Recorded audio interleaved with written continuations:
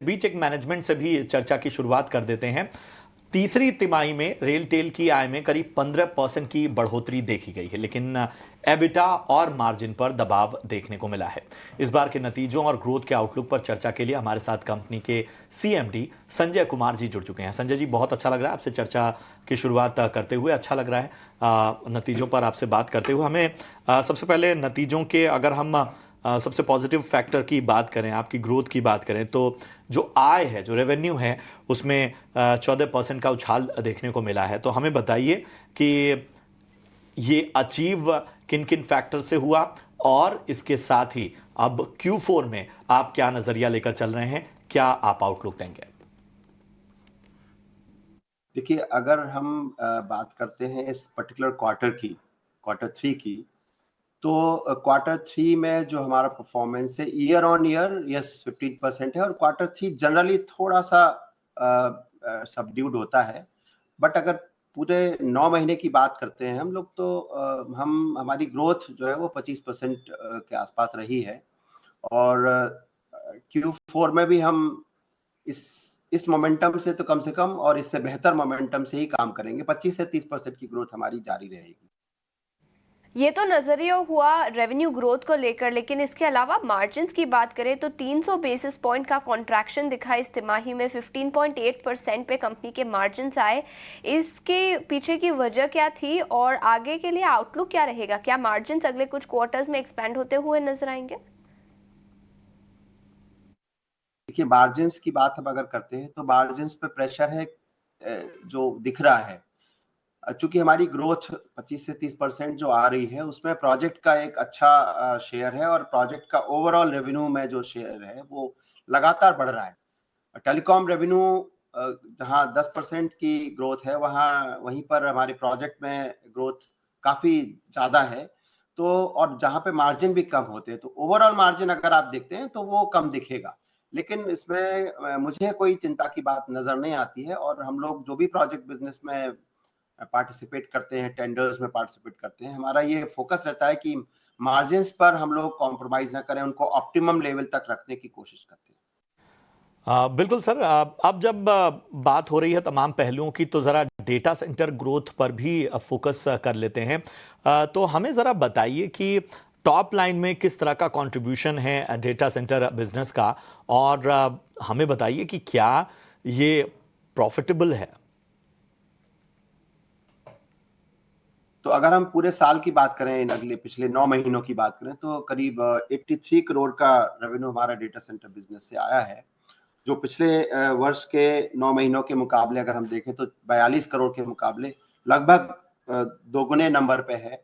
तो data centre में अच्छी ग्रोथ है, और जिस तरह से गवर्नमेंट का आईटी में फोकस है, डिजिटलाइजेशन के ऊपर फोकस है, डेटा सेंटर ग्रोथ रहने वाली है, और हमारा फोकस डेटा सेंटर के ऊपर रहने वाला है। कंपनी का फोकस डेटा सेंटर के ऊपर रहेगा, ये नजरिया इसके रिलेटेड। लेकिन इसके अलावा ऑर्डर पाइपलाइन की बात करें तो उस पर आपका क्या व्यू रहेगा, और अगले कुछ क्वार्टर्स तक ऑर्डर इनफ्लोस किस तरह के नजर आ सकते हैं? अभी जो हमारा ऑर्डर पाइपलाइन है वो 5200 प्लस करोड़ है, और हम जिस मोमेंटम से अभी हमें ऑर्डर्स मिल रहे हैं, तो इस साल हमें करीब 1900 प्लस करोड़ के 1900 प्लस करोड़ के ऑर्डर्स मिल चुके हैं। हमें उम्मीद है कि इस साल करीब 2500 करोड़ तक की ऑर्डर्स हमको 2000 से 2500 करोड़ के बीच में हमारी ऑर्डर्स रहेंगी। तो ग्रोथ मोमेंटम नेक्स्ट क्वार्टर और उसके अगले क्वार्टर्स में भी बेहतर ही होने वाली है। प्रोजेक्ट बिजनेस की अगर हम बात करें तो ऑर्डर बुक हमारी स्ट्रांग रहने वाली है और स्ट्रांगर होने वाली है, ऐसी हमारी उम्मीद है, ऐसी हमें उम्मीद है। जी बिल्कुल, बहुत बेहतर संजय जी। अब बिना बजट के तो बात, ये चर्चा अधूरी मानी जाएगी। तो बजट में अगर हम डेटा सेंटर के, अगर हम पहलू से देखें, तो आप क्या उम्मीद कर रहे हैं? किस तरह के एलोकेशन या सुधार की उम्मीद आप कर रहे हैं, जिससे और ज़्यादा बेहतर हो ये इंडस्ट्री?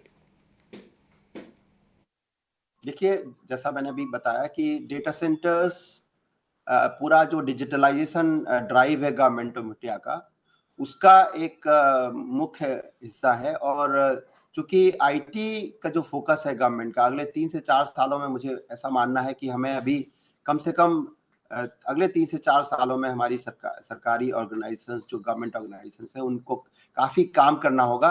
तो आईटी से फोकस अभी गवर्नमेंट का नहीं हटेगा, चाहे वो ब्रॉडबैंड ले जाना है या गवर्नमेंट को डिजिटलाइजेशन करना है, पेपरलेस वर्किंग करनी है, तो ये सारी चीजें डेटा सेंटर के भरोसे ही चलने वाली है। तो डेटा सेंटर ग्रोथ भी होने वाली है और आईटी का जो फोकस रहेगा, तो प्रोजेक्ट्स भी आएंगे। तो इसलिए हमें उम्मीद है कि जो मोमेंटम गवर्नमेंट का जो पिछले सालों में रहा है वो उससे बेहतर ही होने वाला है।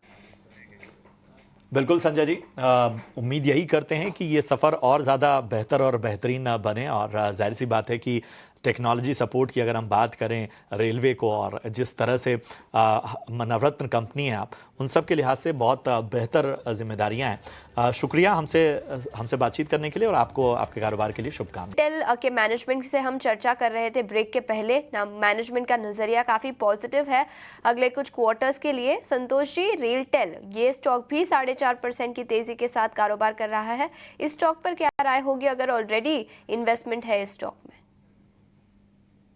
यस, अभी स्टॉक की बात करें तो ये अपने हाई से काफी ज्यादा करेक्ट हो चुका है। जुलाई से इसने हमने कंटिन्यूसली एक डाउनवर्ड मूवमेंट देखा है। हालांकि अपने एक इंपॉर्टेंट जंक्चर के आसपास से 330 के आसपास एक बहुत ही अच्छा सपोर्ट है और इसमें कल उसी लेवल से एक तेजी देखने को मिली है। तो मेरी सलाह रहेगी जब तक 330 के नीचे नहीं जाता, संभावना है कि स्टॉक में एक रिवर्सल देखने को मिल सकता है। बट इस रिवर्सल का कंफर्मेशन आपको 400 रुपए के ऊपर देखने को मिलेगा। तो फिलहाल नई पोजीशन लेने की सलाह तो नहीं है, लेकिन किसी के पास है तो बने रहना चाहिए। जब तक 330 होल्ड है, एक उम्मीद बनी रहेगी कि स्टॉक वापस से रिवर्स हो सकता है। बिल्कुल, चलिए